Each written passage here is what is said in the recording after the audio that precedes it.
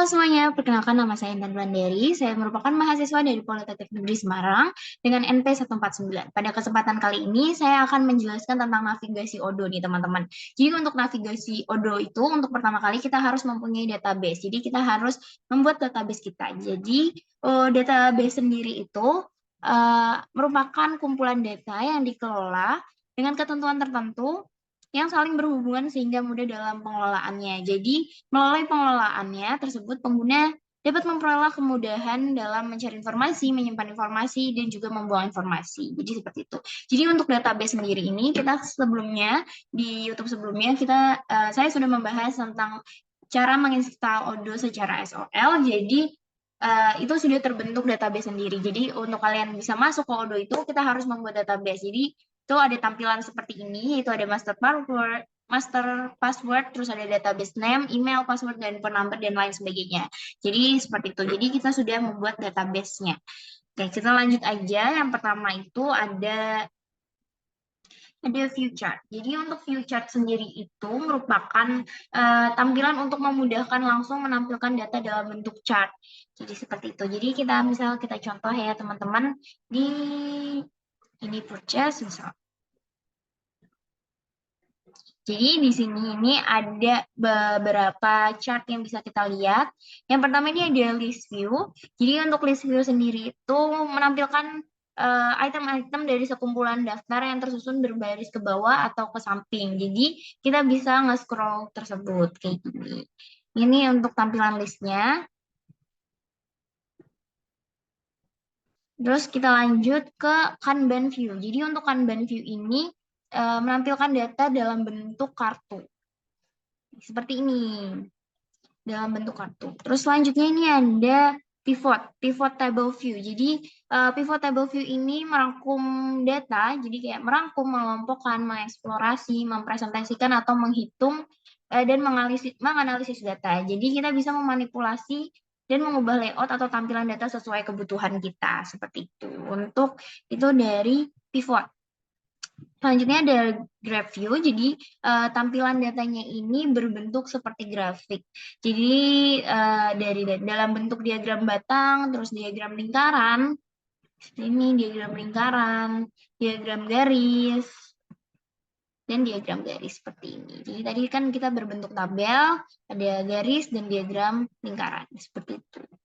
Terus yang terakhir ini ada calendar view, jadi di calendar view ini kita menyediakan garis-garis waktu, tampilan jadwal untuk data. Jadi mereka menampilkan catatan seperti acara dalam kalender harian, mingguan, atau bulanan. Seperti itu.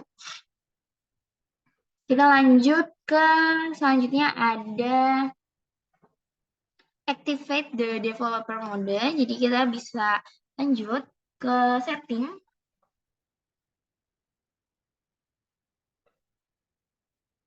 Jadi Activate the Developer Mode ini merupakan akses penuh terhadap semua fitur yang ada di aplikasi Odoo, terutama bagi seorang administrator yang dalam hal ini biasanya juga mesti bertindak sebagai seorang developer, seperti itu. Jadi kita scroll aja sampai kita menemukan ini Developer Tools. Oke, jadi karena aku belum mengaktifasi developer mode-nya, jadi kita langsung pencet aja Activate the Developer Mode.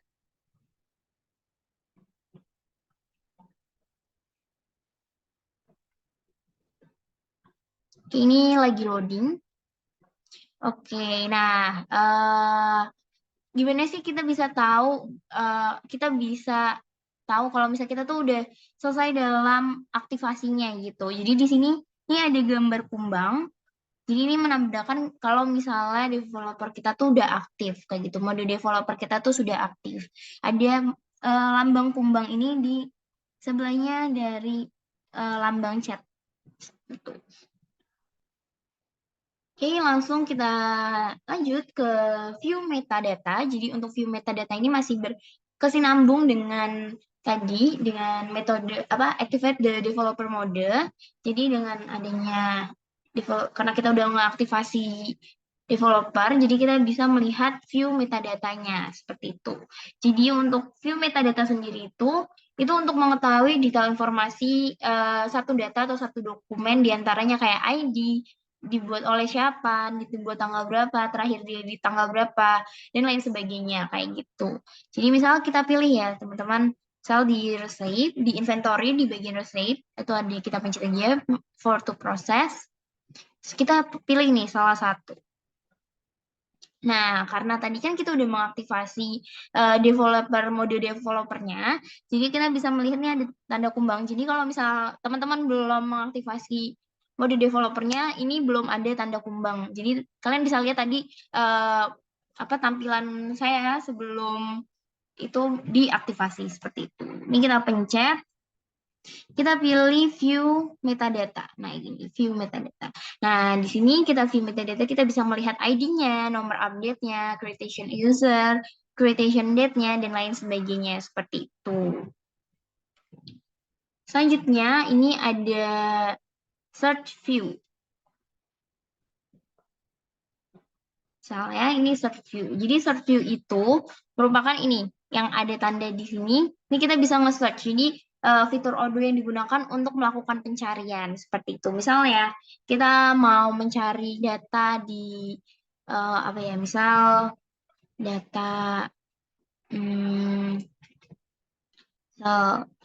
search. Ini ada search transfer, kontak, terus search dokumen, search produk atau operation type. So, search transfer. Nah, ini di sini kan nggak ada ya.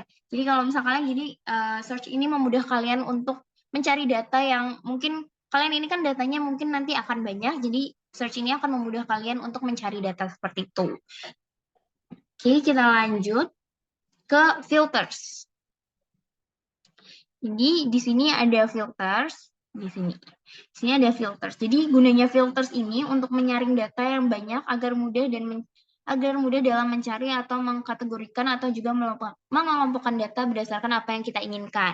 Jadi di sini banyak ya, ada to do, my transfer, start, draft, writing, ready, done, cancel, late, planning, issue, dan lain sebagainya kayak gitu. Jadi kita misalnya kita pencet waiting. Ini kan tadi udah ready. Kita pencetnya yang waiting kayak gitu. Jadi di sini belum ada. Terus kalau misalnya kita mau menghilangkan filter tersebut, kita bisa menghilangkan ini. Kita silang aja. Terus misal kita buat ini, coba yang kita ready. Kita ini. Nah, untuk ready, ini ada data-data seperti ini kayak gitu. Seperti itu teman-teman. Itu untuk filters. Terus di sini ada group by. Jadi untuk group by sendiri ini untuk menghasilkan kelompok data dengan menghilangkan data yang sama dalam satu tabel.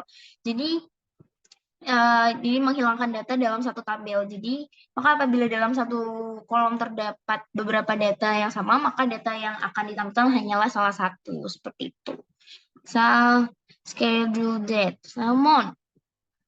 Kayak gini, September. Nah, di September ini ada tulisan 6. Jadi dia mengubah dari yang tadinya banyak data, itu karena kita group by, kita menjadikan jadi satu. Jadi jadi satu di group by September 2023 itu ada 6 data atau 6 itu. Seperti itu.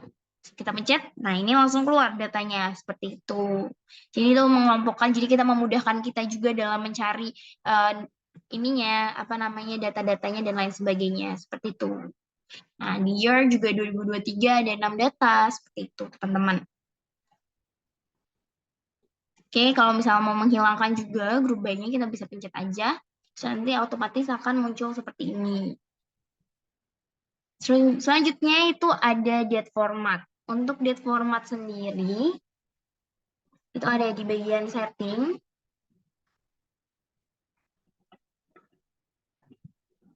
Terus di sini ada translation. Kita pilih language.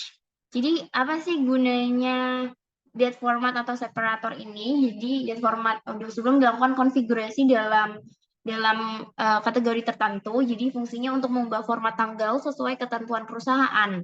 Kayak gitu. Selain itu juga bisa mengubah separator, diantaranya separator untuk nilai uang yang ingin diubah dari misal dolar ke rupiah, seperti itu. Jadi ini language-nya kita pilih karena kita di Indonesia, kita pilih Indonesia. Oke, Indonesia. Oke. Sini ada local kode, ISO kode, URL kode. Di sini ada pilih edit, ya kan? Kita bisa memilih nih ada ada decimal separatornya itu koma, thousand separatornya itu titik.